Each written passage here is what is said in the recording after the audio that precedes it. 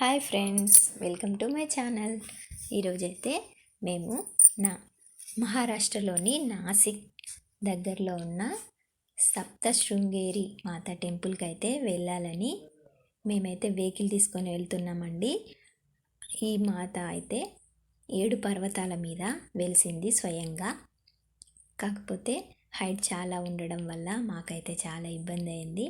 కాకపోతే ఇలాంటి అనుభూతి అయితే చాలా సూపర్గా ఉంది.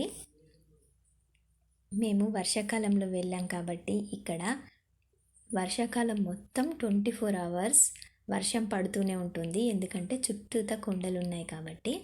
మేమైతే టెంపుల్లోకి అయితే వెళ్ళామండి. ఇంకా టెంపుల్లోకి వెహికల్ పైన దాకా వస్తుంది. అక్కడి నుంచి అయితే స్టెప్స్ మార్గం ఉంది. 500 స్టెప్స్ ఉంటాయండి.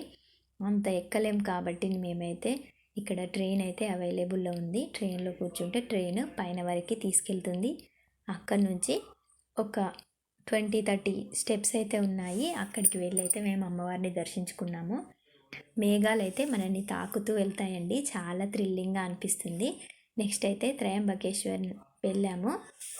ఇక్కడ గోదావరి జన్మస్థానం పైన అమ్మవారి దగ్గరికి వెళ్ళి దర్శించుకొని మళ్ళీ కిందికి వచ్చేసాము. ఇది కూడా హైట్లోనే ఉందండి.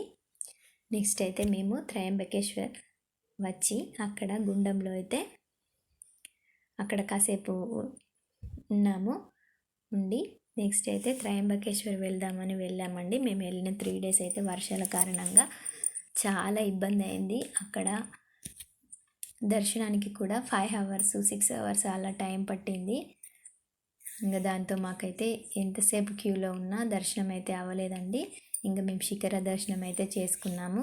ఇక్కడ మేము గమనించింది ఏంటంటే మనం సమ్మర్ సీజన్లో వస్తే అయితే బెటర్ అండి.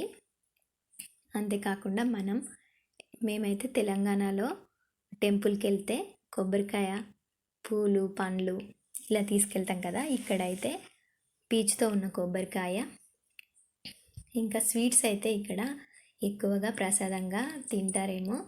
స్వీట్స్ అయితే బాగా సేల్ చేస్తున్నారండి. నెక్స్ట్ పువ్వులు కూడా ఉన్నాయి, ఫ్రూట్స్ కూడా ఉన్నాయి. కాకపోతే స్వీట్స్ అయితే చాలా ఎక్కువ. ఇంకా కొబ్బరికాయలు అయితే అలాగనే పీచుతోనే మనకి అమ్మవారికి చూపించి మనకి ఇచ్చేస్తున్నారు. అది కలశంలాగా మనం ఇంట్లో పెట్టుకోవచ్చు, లేదంటే గుమ్మానికి కట్టుకోవచ్చు. ఇక్కడైతే చాలా బాగా థ్రిల్లింగ్గా అనిపించిందండి మాకైతే. Please subscribe. Thank you for watching.